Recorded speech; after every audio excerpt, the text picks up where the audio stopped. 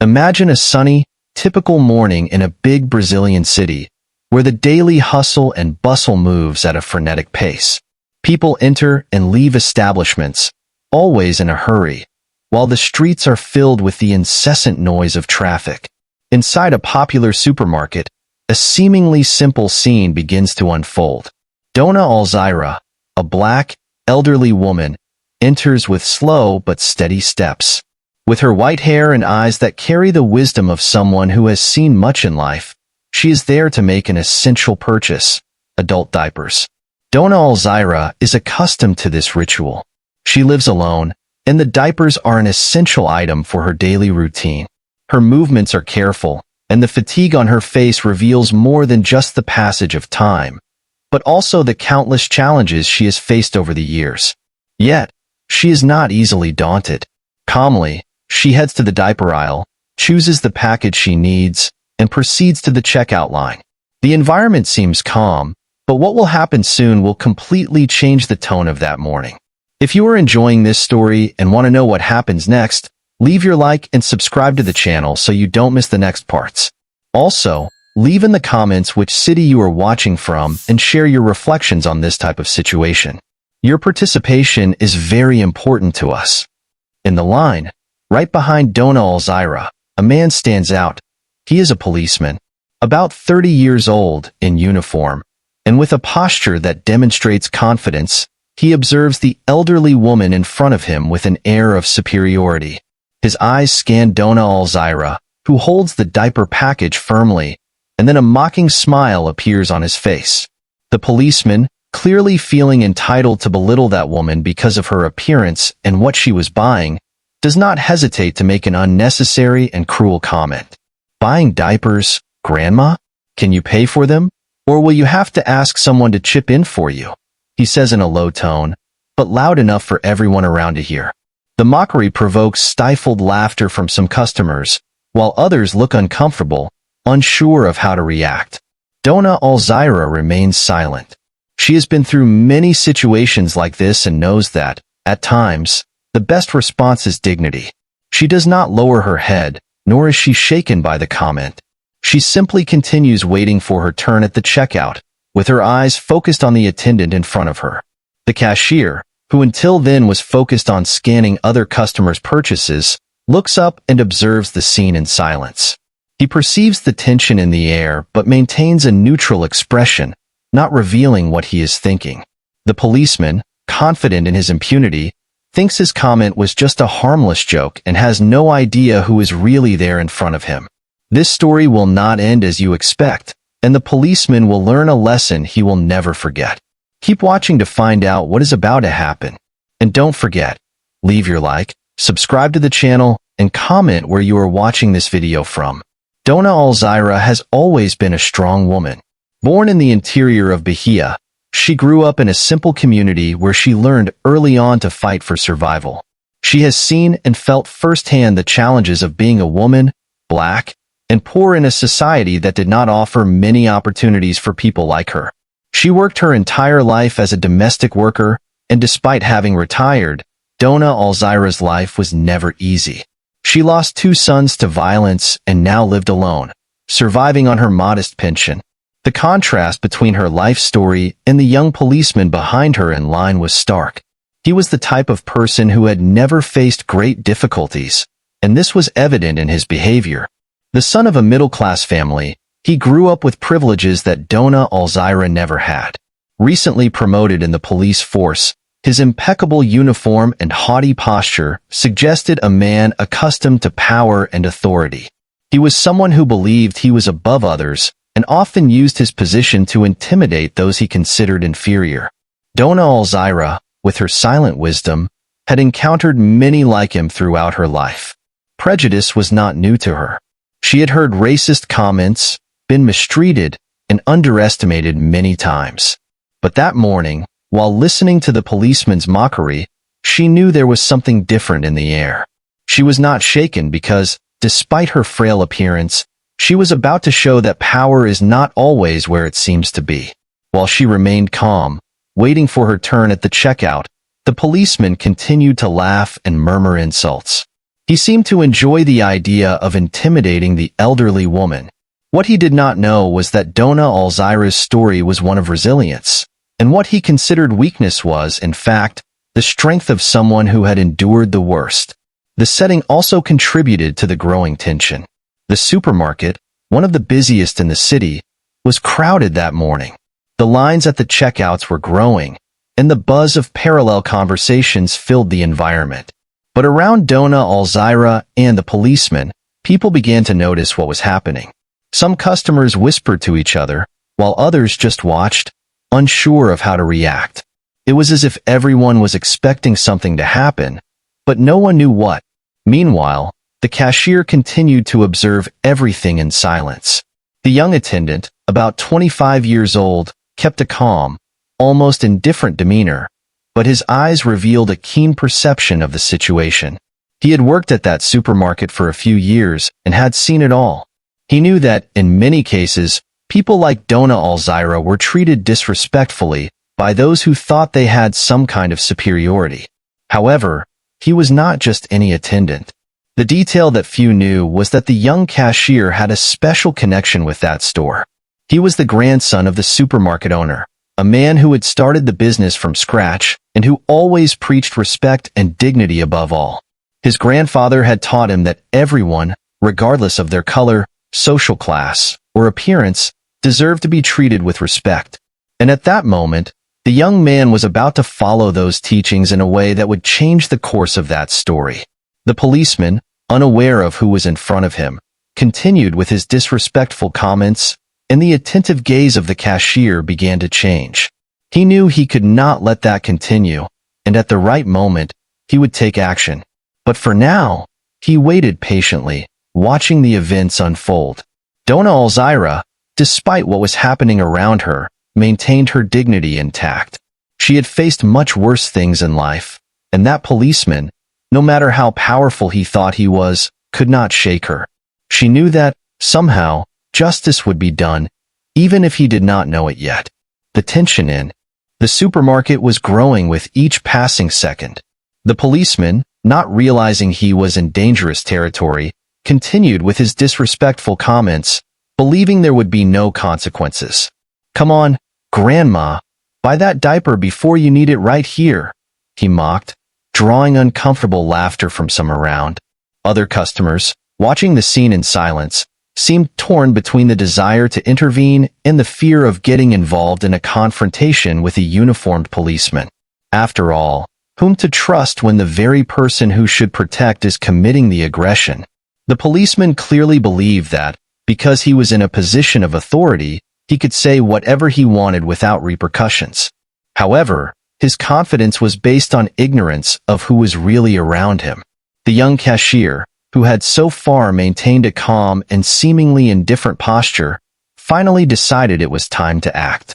He knew he could not allow that kind of behavior to continue, especially within the supermarket that his family had built with so much effort and values of respect. He observed Dona Alzira, firm and silent, enduring with dignity the insults that, in any other circumstance, would have made someone react impulsively. There was something in the way she held her head high that inspired the cashier to act strategically, not just emotionally.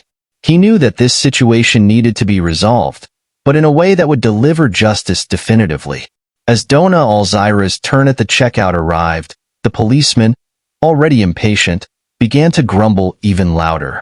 "Can't this service be faster? Some of us have work to do. Not everyone lives off retirement and charity." The insults continued, but the young cashier remained unfazed. He knew the perfect opportunity was coming.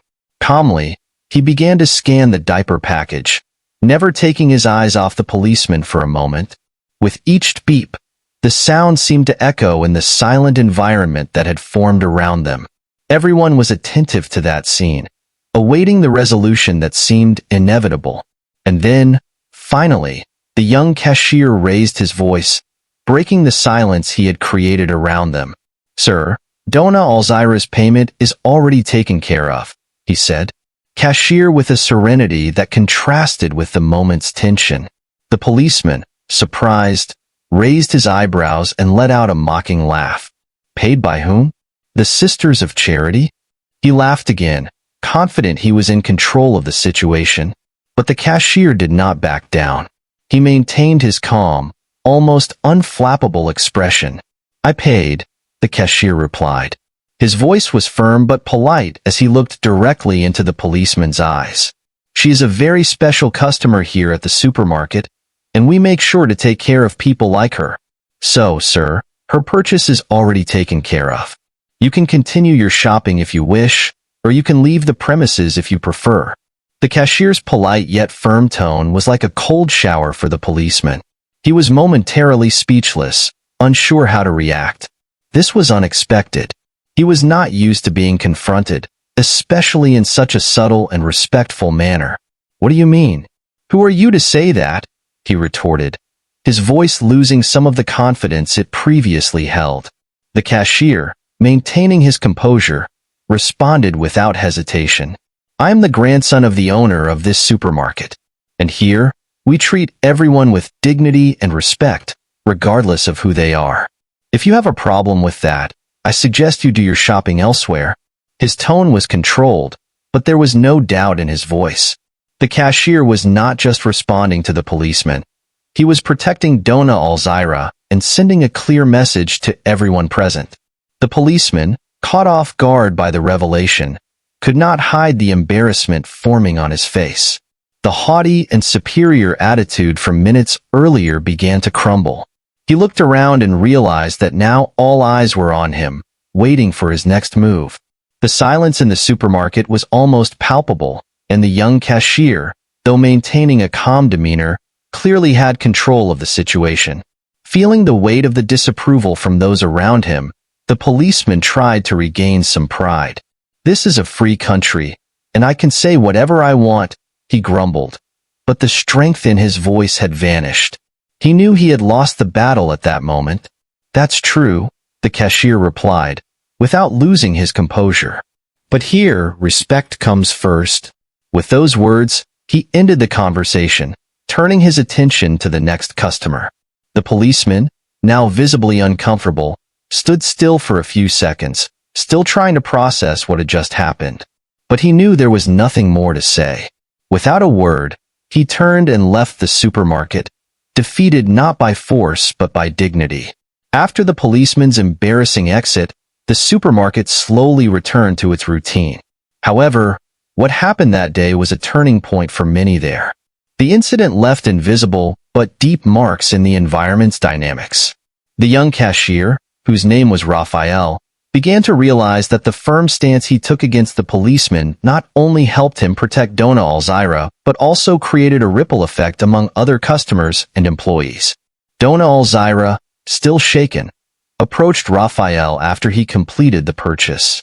"My son, you were very brave," she said, her voice choked with emotion. "Not everyone would have done what you did."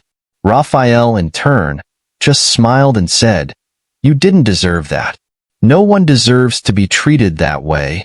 The brief dialogue between them seemed simple, but carried much greater meaning. There was a connection that transcended the mere customer-cashier relationship. It was the beginning of an unexpected friendship between two generations, united by empathy. This episode also brought up another important issue: the behavior of people in positions of power and how they are viewed by society. Many in the supermarket began discussing among themselves, almost imperceptibly, what had happened. Some praised Raphael's attitude, while others expressed their discomfort with the situation, recalling their own experiences with abuses of power. It was as if the incident had sparked a social awareness among those present. Gradually, the supermarket became a microcosm where these issues were debated, albeit in whispers. Some customers began to treat Raphael with renewed respect, admiring his courage. Others, however, preferred to keep their distance, perhaps afraid of associating with someone who had confronted an authority figure. But the young cashier was prepared to deal with these varied reactions. He knew he had done the right thing, and that was the most important thing to him. However, it was not just Raphael who was affected by that event. Dona Alzira, who had always been a discreet and reserved woman, began to be seen differently.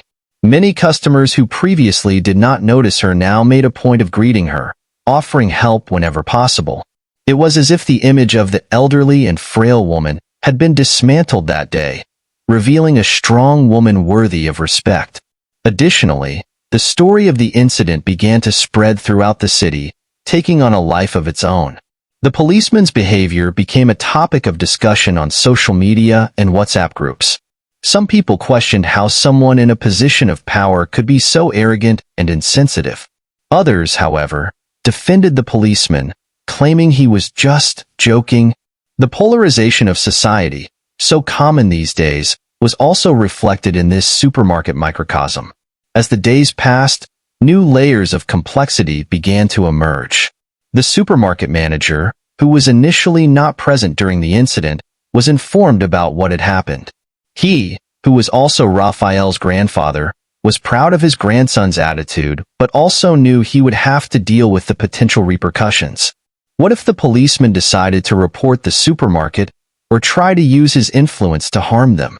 What started as an act of bravery and justice now carried a potential risk to the family business. However, Raphael's grandfather, an experienced and wise man, knew he could not give in to fear. He had always taught his grandson that respect and dignity were non-negotiable values. And now, more than ever, those values were being tested.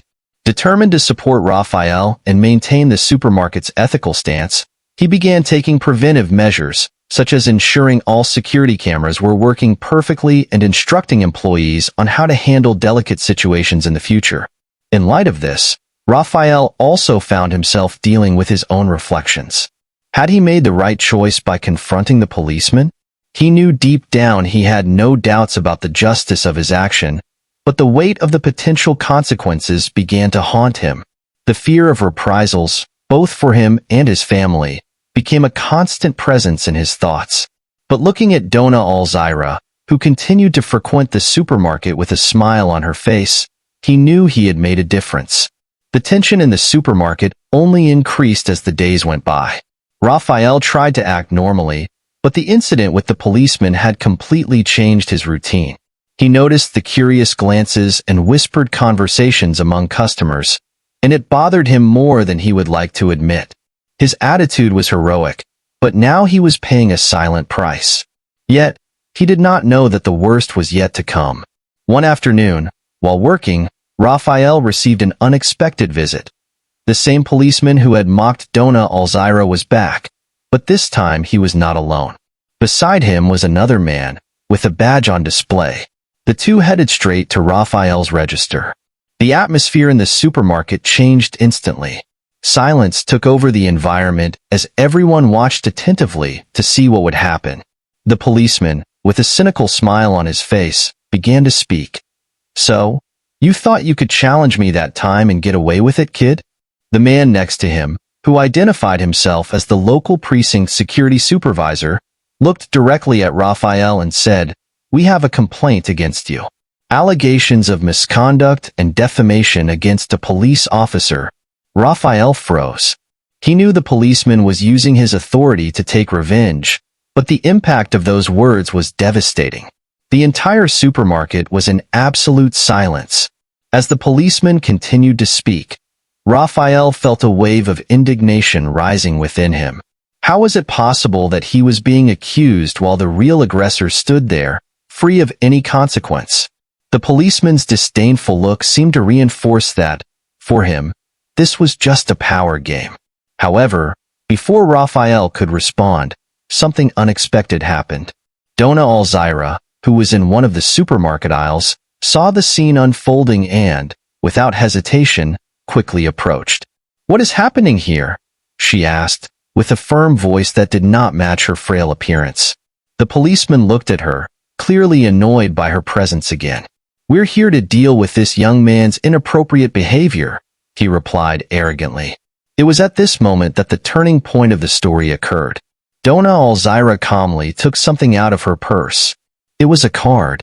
She handed the card to the man accompanying the policeman and said, "I believe this will clarify things." The supervisor took the card and turned pale as he read it. He looked at Dona Alzira with a look of surprise and respect, and then turned to the policeman, now visibly disconcerted. "Do you have any idea who this lady is?" the supervisor asked the policeman. The policeman, confused, shook his head negatively. The supervisor took a deep breath and said, "This is Mrs. Alzira Montenegro. She is the mother of the State Secretary of Public Security." The policeman's face turned pale instantly. The arrogance he displayed just minutes ago disappeared completely, replaced by evident panic. He tried to disguise it, mumbling something, but his words made no sense. The supervisor, now irritated, turned to him. "I suggest you leave here immediately and await the consequences. You are suspended from your duties until further notice." The policeman, having no other option, quickly left the supermarket without looking back. The atmosphere, which had been tense, now seemed to sigh with relief. Dona Alzira, who until then appeared to be a simple elderly customer, had shown a powerful and influential side that no one, not even Raphael, imagined.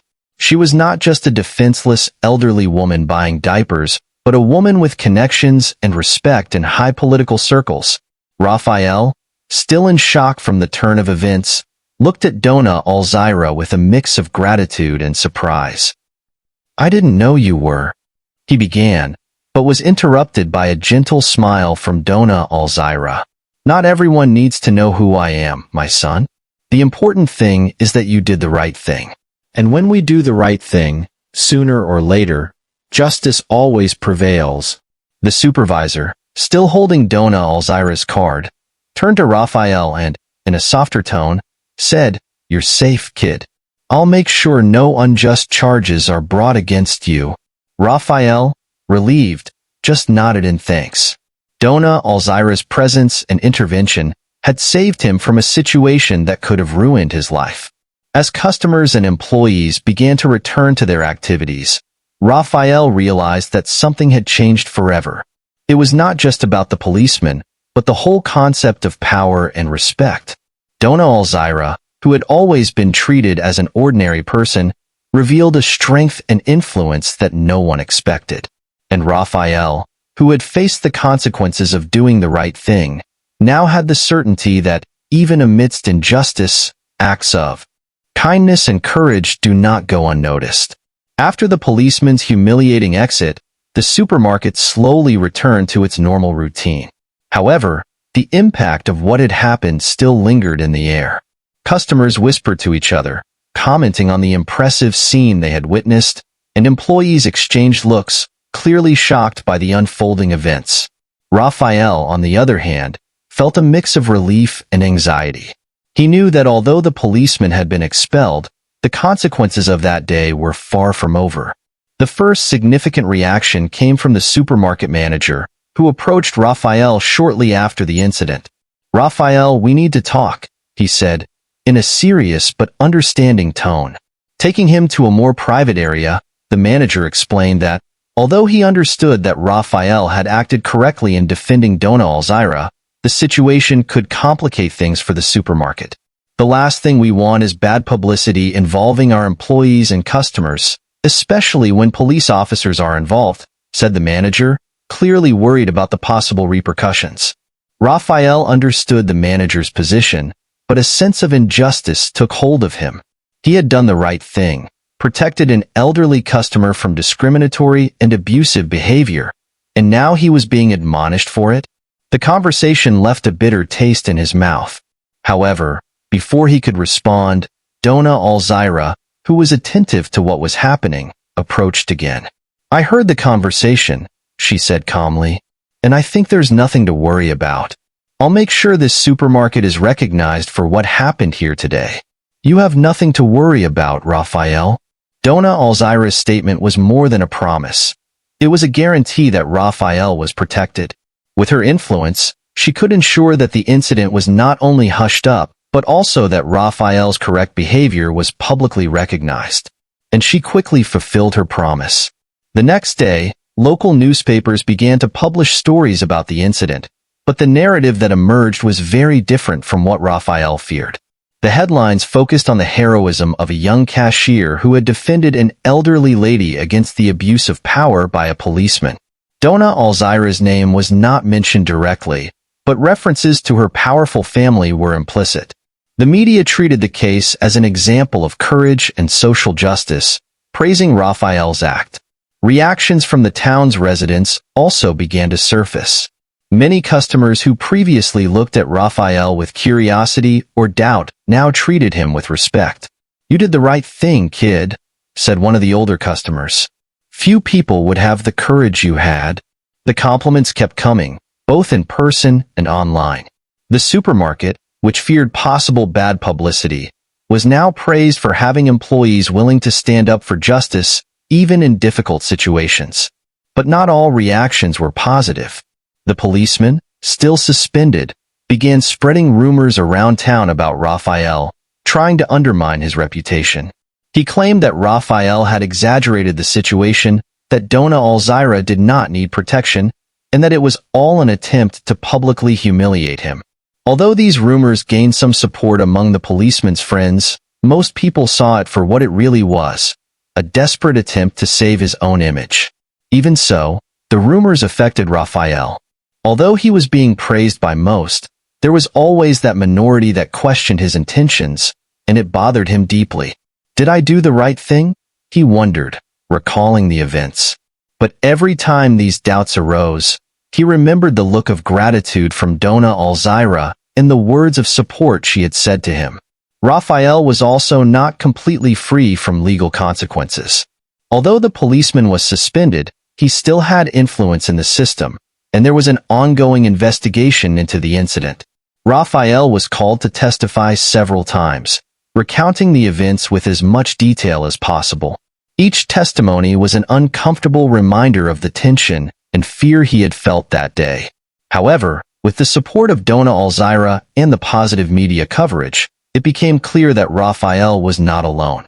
The town, for the most part, was on his side, and this gave him the strength he needed to face the challenges that were yet to come. As the events unfolded and the case gained attention, Raphael began to realize that something inside him had changed. The experience forced him to face the reality that the world can be unjust, but that in certain situations, the right people can make a difference. Although the weight of everything that happened was still on his shoulders, he began to feel that this was an opportunity for personal growth and not just a burden. The following weeks brought a series of challenges for Raphael. The investigation into the incident continued, and the policeman, though suspended, was still trying to recover, using his contacts to complicate Raphael's situation. There were moments when he felt that it would be best to simply leave the job, avoid more problems, but something inside him kept him firm. He knew that if he gave up now, he would be denying everything he had learned and stood for on that fateful day. Dona Alzira, on the other hand, never strayed from Raphael. She frequently visited the supermarket, always making sure to stop by the register where he was working, making it clear to everyone that she trusted and supported the young man. This relationship, which initially seemed to be that of a customer and an employee, was now transforming into something deeper, a friendship based on respect and gratitude. During one of her visits, Dona Alzira said something to Raphael that he would never forget. "Life tests us at unexpected moments. You were tested, and you passed. Stay strong, young man." These words reverberated in Raphael's mind. He began to reflect on how that situation, as difficult as it was teaching him valuable lessons. He realized that courage is not just about confronting danger or injustice, but also about enduring the consequences of those actions with integrity. More and more, Raphael saw that his experience in the supermarket was shaping who he was becoming. A stronger, more determined person with a clear vision of what is right. The support Raphael received did not come only from Dona Alzira and the supermarket customers. His family, who had always supported him in his decisions, now felt prouder than ever. His father, who for many years had advised him not to create unnecessary problems, now saw his son in a new light. "You have become a true man," he said, with tears in his eyes, in a conversation that Raphael would never forget. These words from his father had a profound impact on Raphael, reinforcing his determination to continue fighting for justice. Moreover, Raphael began to be seen as an example by other young people in the town. Many who knew him by sight now sought him out to talk, wanting to understand how he had handled the pressure, how he had managed to stay calm in such a delicate situation. Raphael realized that his experience was inspiring others to also stand up against injustices. "You are an example, man," said one of the young people. "What you did, I don't know if I would have the courage." These interactions further strengthened Raphael. He felt that, despite the difficulties, he was on the right path. He realized that by facing his fears and taking the right action, he wasn't just standing up for Dona Alzira that day, but for something much bigger: justice and respect among people. However, not everything was easy. There were moments of doubt, when Raphael wondered if all the struggle was worth it. The investigative process was exhausting, and the police officers' attempts to smear his reputation still echoed in certain circles of the city. But whenever doubt arose, Raphael would return to the words of Dona Alzira and his father. He remembered that true growth comes from moments of greatest difficulty. Over time, Raphael began to see his position at the supermarket in a new light. Before, he saw the job as something temporary, a step to be overcome until he found something better. But now, he understood that every role we play in life has value, as long as we give our best. The cashier's job, which had once seemed monotonous, now transformed into an opportunity to interact with people, learn from each experience, and positively impact the lives of others. Raphael also became more assertive in his interactions with his colleagues.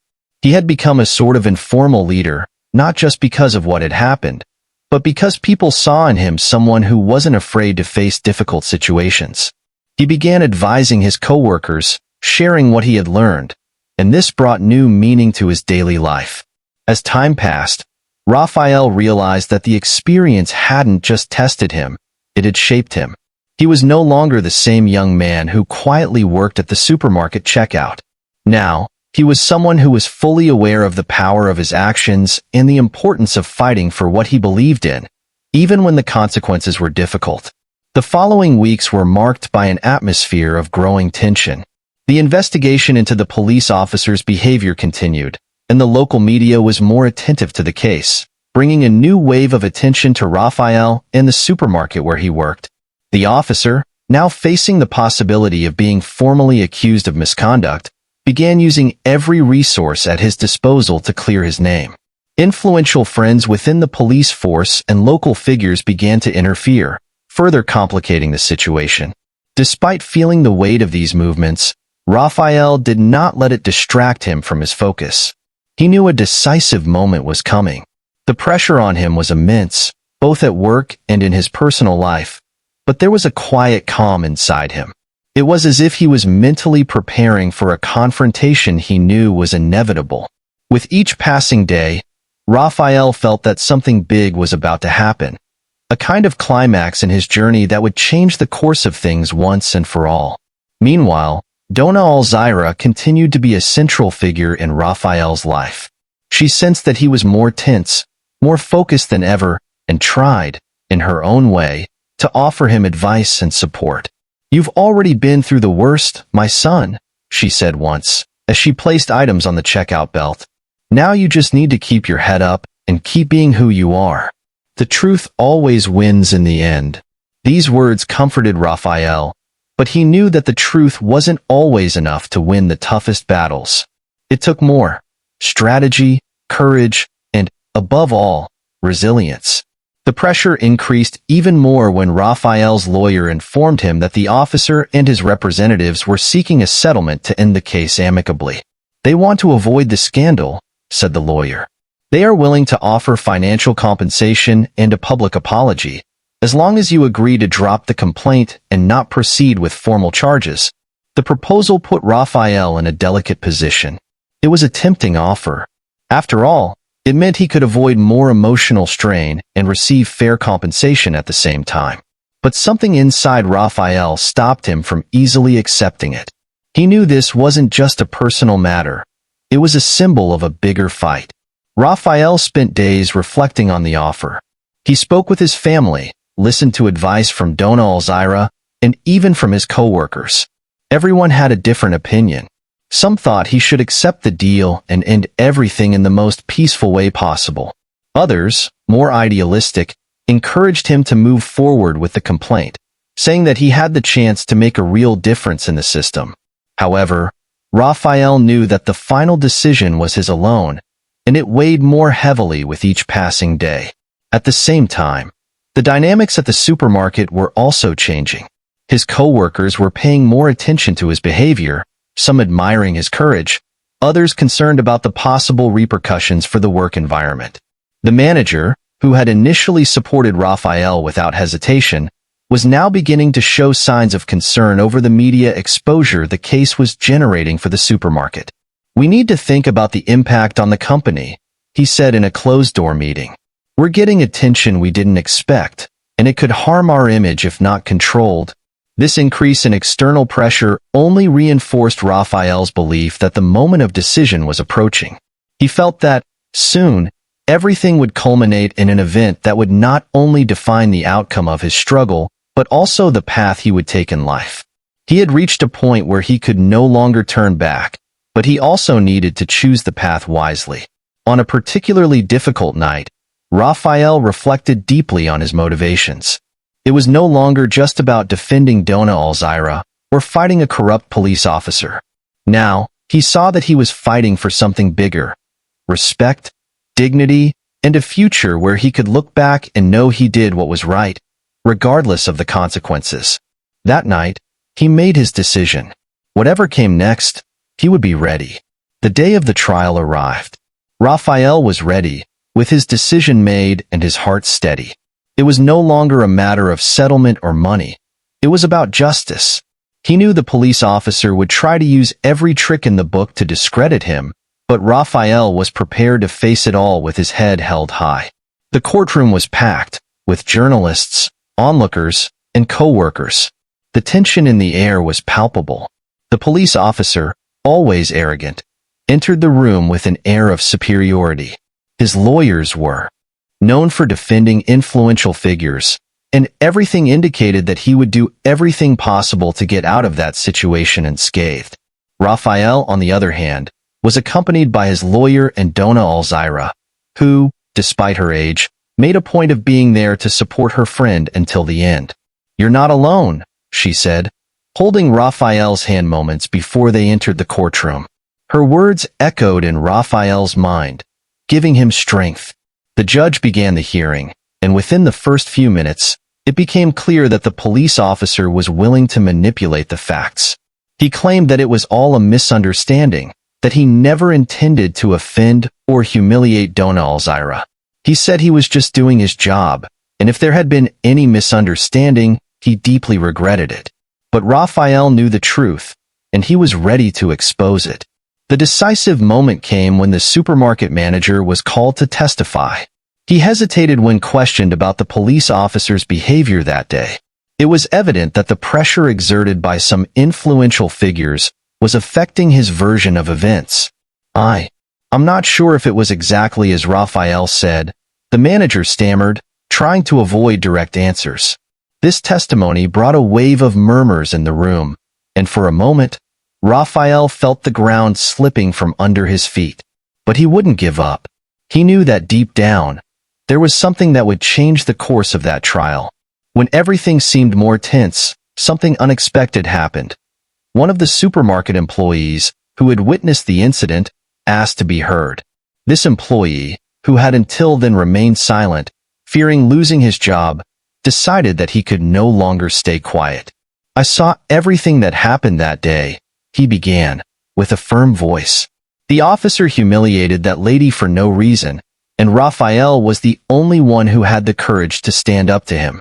The manager is lying to protect the company's image, but the truth is that Raphael is telling the truth. The words of this employee echoed throughout the room, completely changing the dynamics of the trial. Raphael's lawyer used the testimony to further press the officer, who now showed clear signs of nervousness. The situation was turning against him. From that moment, Every piece of the puzzle began to fall into place, revealing the true face of the police officer and all those who had tried to cover up his actions. When it was Raphael's turn to speak, he was direct. He didn't dwell on detailed explanations, but was clear and concise. I did what was right, not because I wanted to be a hero, but because someone had to do it. Donna Alzira was humiliated without reason, and no one did anything. I acted because I believe that everyone deserves respect, regardless of color, age, or social class. His words were received with respect, and Raphael felt that, finally, his voice was being heard. The judge, after analyzing all the testimonies and evidence, the judge requested a brief recess before announcing his decision. The room was silent as everyone awaited the verdict. Raphael, sitting beside Donna Alzira, took a deep breath. He knew that, regardless of the outcome, he had done everything within his power. When the judge returned, his expression was serious but impartial. He looked at the police officer and said, "After reviewing the testimonies and evidence, it is clear to this court that you abused your authority and acted in a prejudiced manner. Your conduct was unacceptable and does not reflect the values an officer of the law should uphold." The officer, who until then had maintained an arrogant posture, lowered his head, knowing that defeat was inevitable. The judge then turned to Raphael and said, "The court recognizes Raphael's courage in standing up for what is right, even in the face of such adversity. His actions should serve as an example to all of us." With that, the verdict was given. The officer was convicted of misconduct, and Raphael felt a huge weight lifted from his shoulders. Justice had been served. As the room began to empty, Donna Alzira once again held Raphael's hand and, with a relieved smile, said, "I knew you could do it." Raphael, with a discreet smile, replied, "We did it, Donna Alzira." After the verdict, Raphael and Donna Alzira's lives took a new direction. The impact of the trial resonated far beyond the courtroom. Raphael was no longer just a supermarket employee. He had become a symbol of resistance and courage in his community. Friends and neighbors congratulated him, and many gathered to hear his story, inspiring a wave of support and solidarity. As days passed, Raphael's case gained media attention. Reports about the trial and its implications began to circulate, and he was invited to interviews on local television programs. What had started as an isolated act of defending the dignity of an elderly woman turned into a platform to discuss racism, discrimination, and respect for diversity. Donna Alzira, for her part, also became a respected figure. With Raphael's and the community's support, she began sharing her own life story at lectures and community events. Her experiences served as a reminder that everyone, regardless of age or color, deserves respect. At each lecture, she not only spoke about the incident that affected her but also about the barriers she had overcome throughout her life. People listened attentively, and many were moved by her words. The supermarket, although initially neutral during the incident, began implementing changes.